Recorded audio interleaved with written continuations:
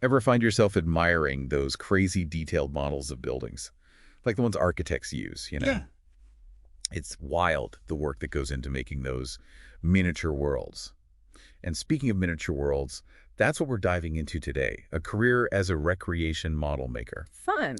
We're using this super comprehensive career guide from RoleCatcher as our, well, guide. It's a great starting point. It really digs into what the job is like, day-to-day, career paths, skills, good stuff. So what's a recreation model maker actually do all day? Big question first. Basically, they bring ideas to life. But in miniature, think buildings, landscapes, vehicles, even characters, all incredibly detailed and miniaturized. Right, and they use all sorts of materials too. I was reading in the guide about everything from wood and plastic to resins for 3D printing. Sounds like you need a real mix of artistic talent and technical know-how, huh? Absolutely. The guide stresses that it's not just assembly, you're problem solving, thinking about design, turning a vision into a real 3D thing. Mini architects, in a way. Makes sense. You'd need to understand scale, how materials work, all that. Not just being crafty, it's specialized. Exactly. And speaking of what's needed, the guide does a nice job listing the pros and cons of this career. Good stuff to consider. Yeah, like what? Well, on the plus side, you've got the creative part, working with your hands, and some really cool, unique projects. Those are awesome perks. But what about downsides? I think the guide mentioned something about the job market being tough. True. It's something to be aware of. Like a lot of skilled trades these days, job security means building your reputation, always getting better at what you do. So passion is key, but also being flexible, staying ahead of the game. Speaking of which, the whole specializations thing within model making blew my mind.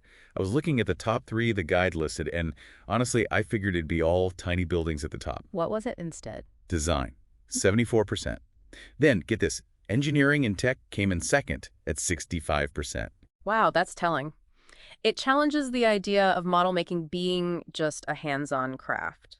Technology, especially 3D printing, has opened up a whole new side to the field. Totally. I mean, imagine making a model of a new gadget or even a prototype for, like, a medical device. That takes different skills than building a tiny dollhouse, right? Big time. And it shows how diverse the opportunities are. You could specialize in architecture, historical stuff for museums, even miniatures for tabletop gaming, which is huge right now. That helps with the whole limited jobs concern because there are niches where model makers are in demand. Right, finding your thing, like in any creative field. So, the guide also went into the stages of a model-making career. Interesting that even senior roles emphasize constantly learning. And that's where RoleCatcher's other resources shine. They've got tools for staying competitive, but we'll get into that later.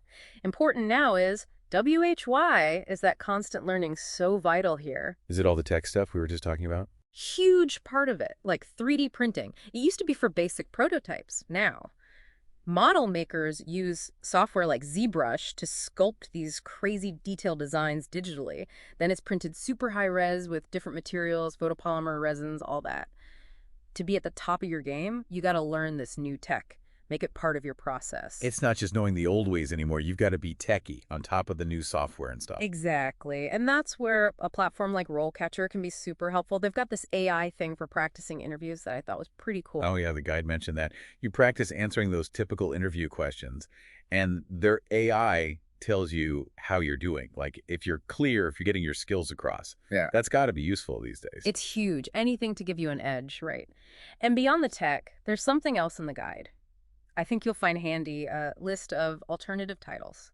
Basically, jobs that might not say recreation model maker, but need a lot of the same skills.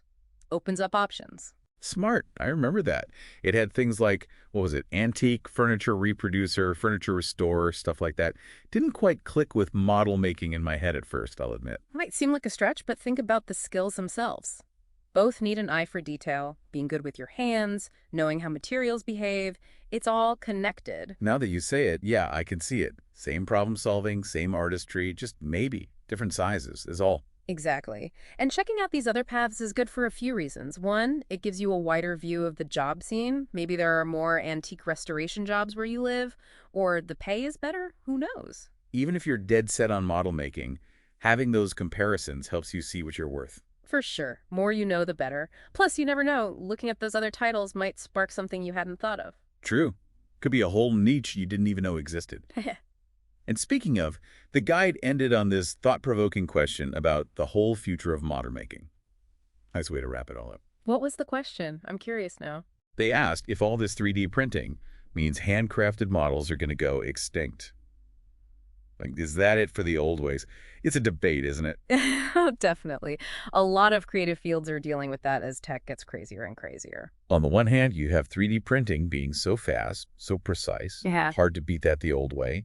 But then there's something about that human touch. It's like warmer, more personality. It's like one's a perfect copy, the other's got a story behind it. Those little imperfections, they make it real. Exactly. So someone starting out now, what should they focus on? The high-tech stuff or getting good at the traditional skills? I'd say, like a lot of things, it's finding the middle ground. Not one or the other, but how to use both well. Could use 3D printing for the hard parts, then do the detail by hand. Weathering, aging, all that, to make it look really real.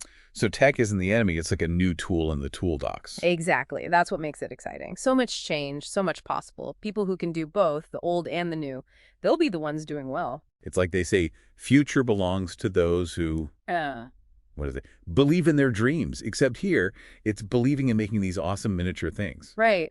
And hey, maybe someday we'll be looking at your model, amazed at how you blended the old ways with the new tech to make something amazing.